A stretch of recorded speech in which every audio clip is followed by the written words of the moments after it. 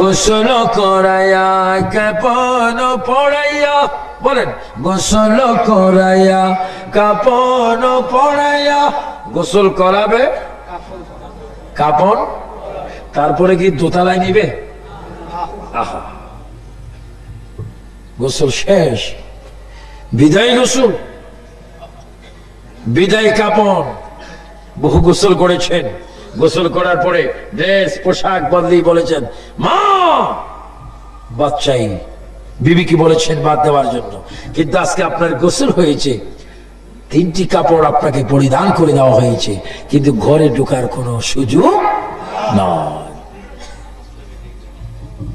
সন্তান যখন, বাবা যখন মারা যায়, ছেলেরা তখন এক টেবিলে বসে ফয়সালা করে জানাজার টাইম কখন দেওয়া হবে, গোসল কে করাবে, কখন করাবে, সিদ্ধান্ত নেই। বাবা চিৎকার দিয়ে কাচ্ছে, হে আমার ছেলেরা, আমি এতক্ষণ তুলপিতে ছিলাম, বিল্ডিং আমার, বাড়ি আমার, ঘর আমার, সম্পদ আমার, খতিয়ান আমার, ক্যাশ আমার, সব আমার। আমার নিঃশ্বাস চলে যাওয়ার পরে তোরা কি আমার পর হয়ে গেলি? আমাকে আমার বিল্ডিং থেকে বাহির করার জন্য তোমরা ফয়সালার মধ্যে বসে গিয়েছো। যখন লাশ ঘরের দরজা দিয়ে বাহির করে কিতাবে আসে, বাহিরে শরীয়তের মধ্যে দেখি লাশ, তখন একটা চিৎকার দেয়, এ আমার ছেলে, আমাকে আস্তে আস্তে বাহির কর, আমি জনমের মতো বাহির হয়ে যাচ্ছি, আর এই ঘরে আমার ঢুকার কোনো সুযোগ নাই। বাবা কাঁদবে, ছেলে শুনবে না। মদিনার নবী মদিনার থেকে ডাক দিয়ে বলবে, উম্মত, জুরাইনের বাসার থেকে তোমার লাশটা বাইর করে যখন ছেলেরা গোসল দেওয়ার জন্য নিয়ে যাচ্ছে, তুমি কাঁদছো। কিভাবে তুমি কবর থাকবে, কিভাবে তুমি অন্ধকার কবরের মধ্যে তোমার দিনটা কাটাবে? উম্মত, তুমি কেন কাঁদো? এটা তোমার বোকামি। তুমি যখন মরতেছিলে, আজরাইল যখন তোমার সামনে এসেছিল, শয়তান যখন তোমার ঈমানটা নেওয়ার জন্য এসেছে, উম্মত রে, তুমি কি দেখোনি তোমার ডান পাশে আমি দাঁড়িয়েছিলাম? কাঁদিস না, কাঁদিস না, ঘর তোর পর হবে, সমাজ তোর পর হবে, পৃথিবী তোর পর হয়ে যাবে। তোমার মধ্যে আমার প্রেম নিয়ে যদি কবরে আসো, তোমার লাশটা কবরের মাটিতে লাগার আগে আমি মদিনার থেকে যাইয়া আমার গোলাম বলি আমি তোমাকে কোলে স্থান দেব। আরো জোরে বলেন সুবহানাল্লাহ। সুন্নি মুসলমান ভাইরা, জুরাইনের মুসলমান ভাইরা, বিভিন্ন জেলার ভাইরা আওয়াজ দিয়ে বলেন, সে অন্ধকার কবরে আমরা রাসূলের কোল মুবারকে যাইতে চাই কি চাই না? সবাই একটু জোরে জোরে বলুন, গোসল করাইয়া কাপন পরাইয়া, জোরে, গোসল করাইয়া রাখিবে যখন কবর শোয়াইয়া, লয় গো কোলে গোলাম বলিয়া, ইয়া রাসূলুল্লাহ, ইয়া রাসূলুল্লাহ। অন্ধকার কবরে যখন দিবে আমাকে, এই রাস্তার নাম কি? হাজী খুরশেদ আলী সর্দার রোড। রোড ঠিক আছে, কিন্তু সর্দার সাহেব এখন দুনিয়াতে। কিন্তু এই রোডের কারণে, এই রোড এখন রোড নয়, এটা বেহেশতের বাগান। এই বাগানের কারণে সর্দার সাহেবের কবরকে আল্লাহ পাক জান্নাত বানিয়ে দিয়েছেন। আরো জোরে বলুন না সুবহানাল্লাহ।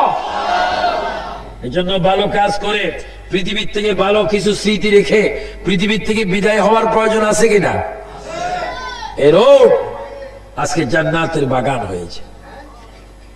আপনারই নূরের ঝলক লাগিয়া, বলেন, আপনারই নূরের ঝলক লাগিয়া কবরের আধার যাবে চলিয়া। সুবহানাল্লাহ। আর একটু চিল্লে যুবক ভাইরা বলো সুবহানাল্লাহ। নবীর নূরের ঝিলিক আমরা কবরে দেখতে চাই কি চাই না?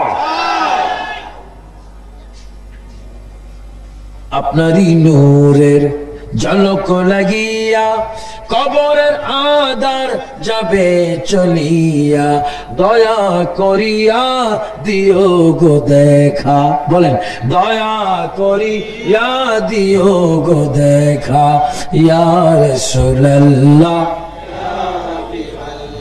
ইয়া রাসূলুল্লাহ। গভীর মনোযোগ। মা আমেনা বলেন, আমার পেটের ভিতরে আখিরি জামানার নবীর নূর মুবারক প্রবেশ করার পরে আমি ওযু করতে গেলাম, পানির কূপের সামনে গেলাম। পানির কূপের সামনে যাওয়ার পরে জমজমের পাশে একটা কূপের কাছে আমি গেলাম। প্রতিদিন সেখানে বালতি দিয়ে আমি পানি তুলি। আজকে দেখি পানি তুলতে হয় না, পানি অটোমেটিক আমার কদমের কাছে চলে এসে গেছে। পানি আমাকে সালাম দিচ্ছে। পানি বলে, আমেনা, ও আমেনা, তুমি ধন্য, তোমার তকদির ভালো। মা আমেনা বলেন, পানি যখন আমার সাথে কথা বলে আমি আশ্চর্য হয়ে গেলাম। পানি রে, গতকাল তোমার কাছে আমি এসেছিলাম, তুমি আমার সাথে কথা বলোনি। আজকে পানি রে, তুমি আমাকে স্বাগত জানাচ্ছ, আমার সাথে কথা বলছো। কারণ কি? পানির জবান করে যাবে না গো। গতকালকে নামে না, আর আজকে নামে না, আকাশ পাতাল বেশ কম। কয় কারণ কি? কয় কালকে তুমি ছিল নবী মুক্ত, আজকে তোমার পেটের ভিতরে আখিরি নবীর আগমন হয়েছে। আরো জোরে বলুন না সুবহানাল্লাহ। মা আমেনা বলেন, পানির থেকে শুনলাম আমি আখিরি জামানার নবীর মা হয়ে যাচ্ছি। এবার আমি ঘরে গিয়ে একটা গ্লাস হাতে নিয়ে একটু পানি খাবো। হঠাৎ করে দেখি হাতটা যখন আমি গ্লাসের দিকে নিচ্ছি, গ্লাসটা অটোমেটিক আমার হাতে চলে আসছে। পানির কাছে যখন যাচ্ছি, পানি অটোমেটিক গ্লাসটা ফুল হয়ে গেছে। আমি বললাম, কিরে গ্লাস, তুমি আমার হাতে এসে যাও। পানি অফসাব এসে যায়। কারণ কি? পানি গ্লাস যৌথভাবে জবাব দিচ্ছে, আমেনা গো, এই জন্য তুমি আজকে আনন্দের সাগরে পড়েছো, তুমি রহমতুল আলামিনের মা হয়ে গেছো। আল্লাহু আকবার, আল্লাহু আকবার। এখনো আমার নবী দুনিয়াতে আসেনি, এখনো মায়ের পেটে গর্বে। এই ঈদে মিলাদুন নবীর আলোচনা করতেছি। নবীজি আমার জিজ্ঞাসা করবে, আবু সুফিয়ান, আমি কি অন্যায় করেছিলাম? আমার জুরাইনের, আমার আশেক বয়েস ক্লাবের উম্মতেরা এত মোহাব্বত করে মাহফিল করেছে, তুমি একটু মিলাদুন নবীর কথা বললা না। আমি কি তোমার এমন কি অপরাধ করেছি? আজকে যদি আমি তোমাকে সুপারিশ না করি, তুমি কি করবা? এজন্য মিলাদুন নবীর কথাটা আপনাদের কাছে তুলে ধরতেছি আমার ভাইয়েরা। মা মানে এইভাবে বলেন, আমি পাথরের কাছে যাই, পাথর আমাকে সেজদা করে, বৃক্ষ আমাকে সেজদা করে, হরিণ আমাকে সেজদা করে, বাঘ আমাকে সেজদা করে, পানি আমাকে সেজদা করে। অর্থাৎ যেই দিকে যাই শুধু দুরূদ শরীফের আওয়াজ শুনি। আর হঠাৎ করে আমি আওয়াজ শুনতে পাই, আমেনা খামোশ, তুমি আখিরি জামানার নবীর মা, তুমি চলাফেরা করতে সাবধান। যেরকম সুবহানাল্লাহ। মা আমেনা বলেন, এইভাবে কয়েক মাস অতীত হলো। এবার হঠাৎ করে আমি একদিন ঘুমাইলাম, ঘুমের ঘরে দেখি একটা বুড়া মানুষ, দুই একটা দাড়ি পাকা, খুব লম্বা। কত লম্বা? 120 হাত। জোরে বলে 120 হাত। 120 হাত বাদ দেন, শুধু 10 হাতওয়ালা মুসলমান একজন যদি এখানে আসে, আপনার থাকেন বা না থাকেন, আমি কিন্তু দোতলা গিয়ে উঠবো। কারণ জীবন বাঁচান ফরজ। মা আমেনা বলেন, আমার ঘরে একটা মানুষ প্রবেশ করলো, 120 হাত, 60 গজ, 120 হাত। মানুষটা এসে নামাজের শুরুতে দাঁড়াইলেন এবং কাঁদতেছেন। আমি জিজ্ঞাসা করলাম, আপনি কে? হঠাৎ করে আমার ঘরে প্রবেশ করলেন, আপনার নাম কি? ওই মানুষটা কেঁদে কেঁদে বলে, মা, আমাকে কি আপনি চিনেন না? আমি পৃথিবীর প্রথম মানুষ, আমার নাম আদম আলাইহিস সালাম। আদম, হঠাৎ করে কেন আমার ঘরে আপনি আগমন করেছেন বলুন? মা আমেনা গো, এই জন্য আগমন করেছি, আপনি আখিরি জামানার নবীর মা হতে যাচ্ছেন। এই সুসংবাদটুকু দেওয়ার জন্য আল্লাহ পাক আমাকে আপনার ঘরে পাঠিয়ে দিয়েছে। আল্লাহু আকবার বলেন। এবার বলে, ইয়া রাসূলুল্লাহ, ইয়া রাসূলুল্লাহ বলবেন যারা, তাদের কলবটা হয়ে যাবে মদিনার শহর। আর একটু জোরে বলে ইয়া রাসূলুল্লাহ।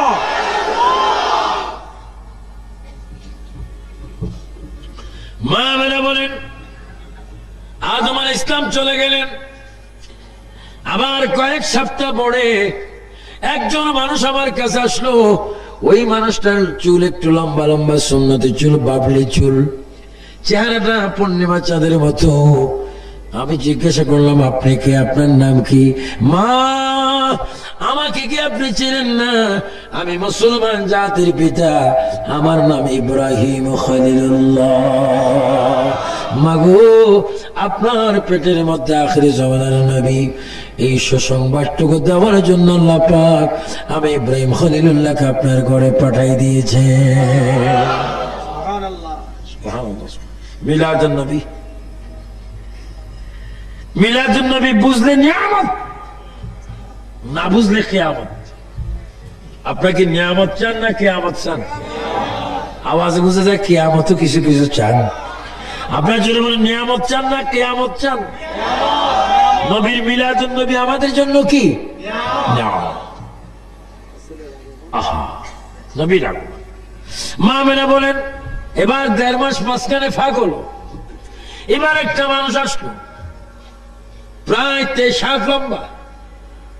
ওই মানুষটা আমার সামনে এসে চোখের পানি ফেলে ফেলে যখন কাঁদতে লাগলেন, আমি জিজ্ঞাসা করলাম, আপনি কে? তিনি বলে, মা, ও মা, আমাকে কি আপনি চেনেন না? আমি মুসা কালিমুল্লাহ। সুবহানাল্লাহ, আমি মুসা কালিমুল্লাহ। মা, আমি এই হাতে থাপ্পড় দিয়ে আজরাইল ইসলামের চোখ বাহির করে ফেলেছিলাম। ও মা, আজকে শুধু আপনার কদমে এসেছি একটা সুসংবাদ দিতে। আপনার পেটে এমন একজন রাসূল আগমন করেছেন, উনি না হলে আমিও জন্ম হতাম না। ও সুসংবাদ দেওয়ার জন্য আল্লাহ পাক আমাকে আপনার ঘরে পাঠিয়েছেন। চলে বলুন সুবহানাল্লাহ, আল্লাহু আকবার, নারে তাকবীর, নারে রিসালাত, আল্লাহু আকবার, আল্লাহু আকবার। মুসা নবী বলেন, আমি হতাম না যদি আপনার গর্ভজাত সন্তান সৃষ্টি না হতো। এভাবে অনেক অনেক নবীদের আগমন। ইদ্রিস পয়গম্বর এসেছেন, হারুন আলাইহিস সালাম এসেছেন, দাউদ আলাইহিস সালাম এসেছেন, সুলাইমান আলাইহিস সালাম এসেছেন। সর্বশেষ একজন ব্যক্তি এসেছেন, উনি এসে আমার নবীজির মায়ের কদমের কাছে দাঁড়িয়ে আছেন। মা মেনা প্রশ্ন করেন, আপনি কে? মা, আমাকে কি আপনি চেনেন না? আমি ৪র্থ আসমান থেকে এসেছি। আমার মার নাম বিবি মরিয়ম। মাগো, আমার মা এমন একজন মা, যেই বিবি মরিয়মকে আপনার গর্ভজাত সন্তান আখিরি নবী আমার মা বিবি মরিয়মকে জান্নাতের ভিতরে শাদী করবে। জোরে বলুন সুবহানাল্লাহ, আল্লাহু আকবার, আরো জোরে আল্লাহু আকবার। আপনার পেটের ভিতরে আখিরি জামানার নবী, আমি যার উম্মত হওয়ার জন্য প্রার্থনা করে আল্লাহর দরবারে আগেও কাঁদতেছি, এখনো কাঁদতেছি। ওই নবী আপনার পেটের ভিতরে মিলাদ হবে, আগমন করবে। ও সুসংবাদটুকু দেওয়ার জন্য আমি ঈসা রূহুল্লাহ আপনার ঘরে আগমন করেছি। আল্লাহ পাক এই খবরটুকু দেওয়ার জন্য আমাকে পাঠাই দিয়েছে। নবী যেমন, নবীর মিলাদুন নবীও তেমন। আর আজকে অনেকে মিলাদুন নবী করে না। মিলাদুন নবী করা বেদাত। মিলাদুন নবী করে বেদাত না, মিলাদুন নবী করে ইবাদত। যদি বলে মিলাদুন নবী করা কি? আপনি কি বেদাত চান না ইবাদত চান? যিকরুল আম্বিয়ায়ে, হাদিস শুনুন, যিকরুল আম্বিয়ায়ে মিনাল ইবাদাতি ওয়া যিকরুস সালিহিন কাফারা। নবীজির জিকির করলে ইবাদত হয়। মা মানা বলেন, এত খবর শোনার পরও আমার পুত্রদা আমার পেটে আছে, আমি মা খোদার কসম আমি নিজে বলতে পারি না। আপনারা বলুন তো দেখি, কসম দিয়ে বলেন, জুরাইনের এই 3 দিন ব্যাপী ঈদ মিলাদ নবী সাল্লাল্লাহু আলাইহি ওয়াসাল্লাম উপলক্ষে 3 দিন ব্যাপী 13তম এই ইসলামী মহাসম্মেলনে বসে বলেন, আপনাদের কাঁধে 2 জন ফেরেশতা আছে কিনা? আছে। জোরে বলে কয়জন? 2 জন। সকলের কাঁধে কয়জন করে? 2 জন। কয় কেজি? 9 কেজি। কয় মন? কয় টন? ওজন নাই। এবার আছে কিনা? আছে। বিশ্বাস হয় কিন্তু মালুম হয় না। মা বেলা বলেন, মুসলমান তোমাদের কাঁধে 2 জন করে ফেরেশতা আল্লাহ পাক দিয়েছেন। কোরআনে বলেন, কিরামান কাতিবিনা ইয়ালামুনা মা তাফআলুন। আল্লাহ পাক 2 জন করে লেখনেওয়ালা ফেরেশতা আমার আপনার কাঁধে দিয়েছেন, কিন্তু আমরা অনুভব করতে পারি না। নূরের কোনো ওজন নাই। আল্লাহর নবীর মা আমেনা বলেন, আমার পুত্র নূরের নবী, নূরের কোনো ওজন নাই, এই জন্য আমি বলতে পারি না। পৃথিবীর অনেক ছেলে মেয়েরা মা বাবার কলিজায় লাথি মারে, আমার পুত্র মোহাম্মদ যতদিন আমার পেটে ছিল আমার কলিজায় পর্যন্ত একটা লাথি মারেনি। মা আমেনা বলেন, রবিউল আউয়ালের চাঁদ আকাশে আসলো, আমার পুত্র পৃথিবীতে আসবেন, সময় হলো। এবার জিবরাইল ইসলাম প্রস্তাব দিলেন, আল্লাহর কাছে প্রস্তাব রাখলেন। কে? আল্লাহ। আখিরি জমানার নবীর মা ঘরে একা একই, নবী আসবেন, ওনার খেদমতের জন্য কিছু ধাত্রীর প্রয়োজন। যদি আপনি বলেন তাহলে আমি জান্নাত থেকে নিয়ে যাব। আল্লাহ বলে, জিবরাইল তুমি সুন্দর কথা বলেছ, যাও জান্নাত থেকে বিবি আসিয়া, বিবি মরিয়ম, বিবি হাজরা, বিবি হাওয়া, এই 4 জন মহিলাকে সসম্মানে হযরত আমিনার ঘরে নিয়ে যাও, তারা যেন আমার নবী আসা মাত্র খেদমত করে। চিৎকার দিয়ে বলেন সুবহানাল্লাহ। মিলাদুন নবী, এটার নাম কি? মিলাদ। তো নবীজির মা ঘুমাইলেন, আপনাদের অসুবিধা হয় না? প্রথম নারী, আমার নাম বিবি হাওয়া। জান্নাতের ভিতরে গুন্দুম খেয়েছিলাম, স্বামীকে হেরে কেঁদেছিলাম। ও মা, যে নবীর নামে রসুলায় দোয়া কবুল হয়েছে, ওই নবী কিছুক্ষণ পরে দুনিয়াতে আসবে। মাগো, ওই নবীর খেদমত করার জন্য আল্লাহ পাক আমি বিবি হাওয়াকে আপনার খেদমতে পাঠাই দিয়েছে। আপনাকে আমি বিবি মরিয়ম, আপনার পরিচয় কি? আমি ঈসা নবীর মা, আমি মরিয়ম আপনার খেদমতের জন্য এসেছি। আপনি কে? আমি বিবি হাজারা। আপনার পরিচয় কি? ইব্রাহিম ও খলিলুল্লাহর বিবি, ইসমাইল ও জবিউল্লাহর মা। আমি আপনার খেদমতে এসেছি। 4th নম্বরে মহিলাটা বেশি বেশি কাঁদতেছে। আপনার নাম কি? কাঁদছেন কেন? মা, আমি এই জন্য কাঁদছি, আমার নসিব ভালো গো মা। আমি ফেরাউনের পরিবার, আমার নাম আসিয়া, আমি আজকে ধন্য হলাম গো মা, আখিরি নবীর খেদমত করার সুযোগ পেয়ে। জোরে বলুন সুবহানাল্লাহ।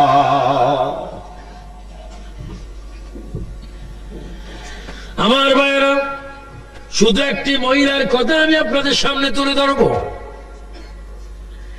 যারা নাকি মিলাদুন নবী মানে না, আমার নবী আগের যুগে ছিল, সেটাও যারা মানে না, তাদের জন্য দাঁত ভাঙ্গা জবাব।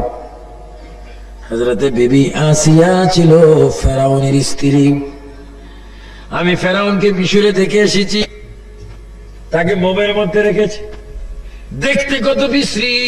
অনেক দূর থেকে আমি তাকে থুতু মেরেছি, কারণ তার মতো বেয়াদব অসভ্য বড় নাফরমান বান্দার কেউ নেই। সে নিজে নিজে খোদা দাবি করেছেন। আমার ভাইয়েরা, ফেরাউন ছিল মূসা নবীর যুগে, আর মূসা নবীর প্রায় 2300 বছর পরে, মূসা নবীর 2300 বছর পরে আমার আপনার নবী দুনিয়ার মধ্যে আগমন করেছেন। তাহলে বোঝা গেল মূসা আলাইহিস সালামের সাথে সেই আসিয়ার সম্পর্ক সেই যুগে ছিলেন। আসিয়া কেন আমার নবীর ঘরের মধ্যে আসলেন। কিতাবের মধ্যে আসে ফেরাউন নিজকে নিজে খোদা দাবি করেছেন, সবাই তাকে খোদা বলে স্বীকার করতেন। একদিন সে ডিক্লেয়ার দিলেন, আমার প্রজারা, আমি চাই তোমরা আমাকে শুনাই শুনাই খোদা বলবে, আমি তোমাদের উপর খুশি হয়ে যাব। হুজুরি বললেন, জানাব ফেরাউন, আপনাকে আমরা খোদা ততক্ষণ পর্যন্ত বলবো না যতক্ষণ আপনার বিবি আসি আপনাকে খোদা স্বীকার না করবে।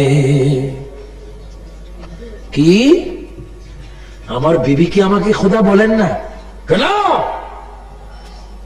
যদি আমাদের কথা আপনার সন্দেহ হয় গিয়ে দেখেন। ফেরাউন কথাটুকু যাচাই করার জন্য পাক ঘরের মধ্যে চলে গেলেন, যেখানে মা বোনেরা পাক করেন, রান্না বাড়া করেন। সেখানে ফেরাউন গিয়ে বিবি আসিয়ার কাঁধের উপর হাত দিয়ে ফেরাউন বলে, বিবি গো, আমি তোমাকে কত ভালোবাসি, তুমি আমাকে খোদা মানো আমি নিশ্চয়ই জানি, কিন্তু তুমি আজকে এমন ভাবে খোদা বলবে, আমি তোমার জবানের কথা যেন আমার নিজ কানে শুনি। আসিয়া চিৎকার দিয়ে আকাশের দিকে নজর করে একবার বললেন, আল্লাহ।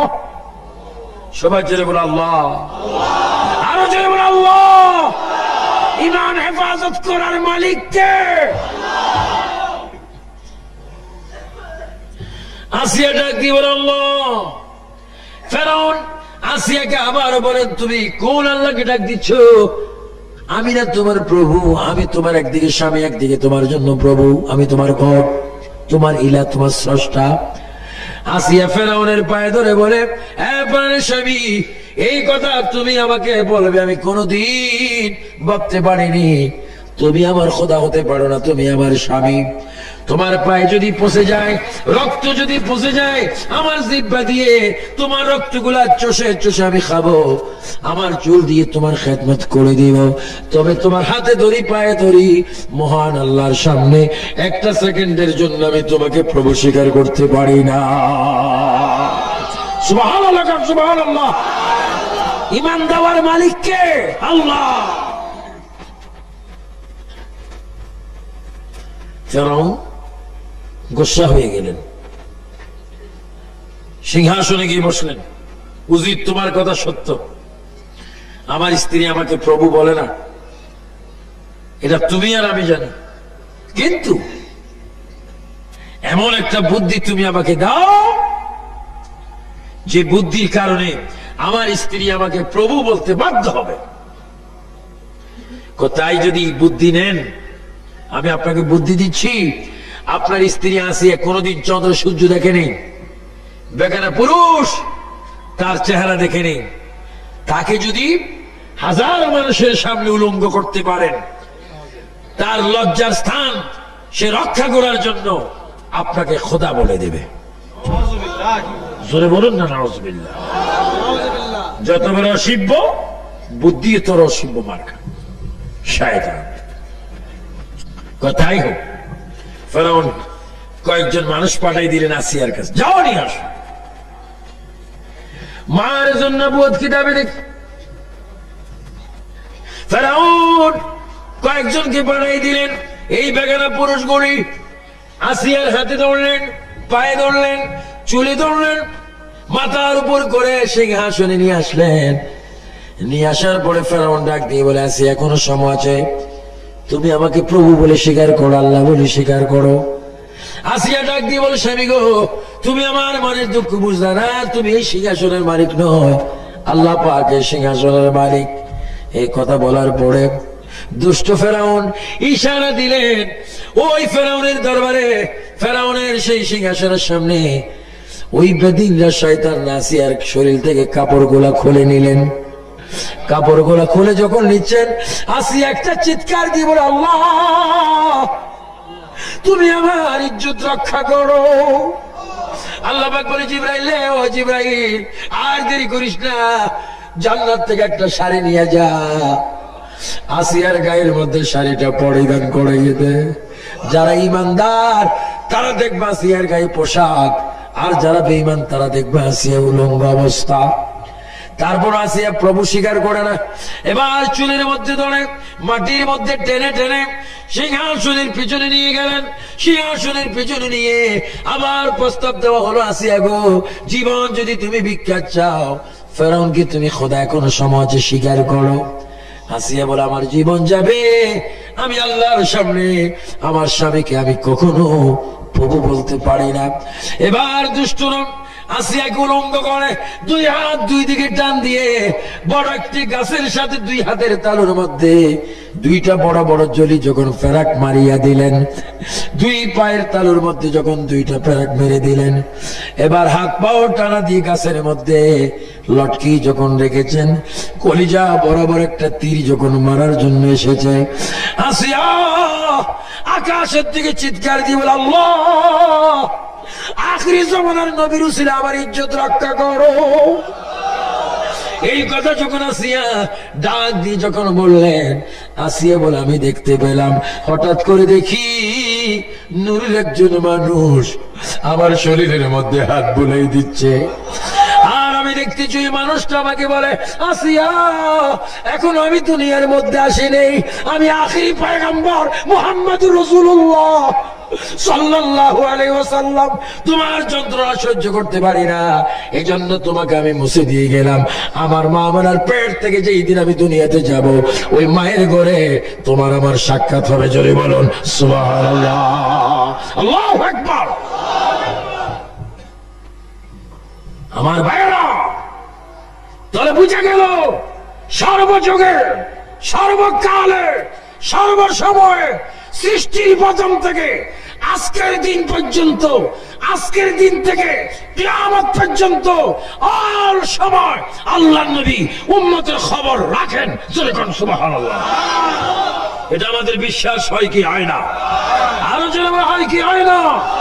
যেহেতু নবী রাহমাতাল লিল আলামিন।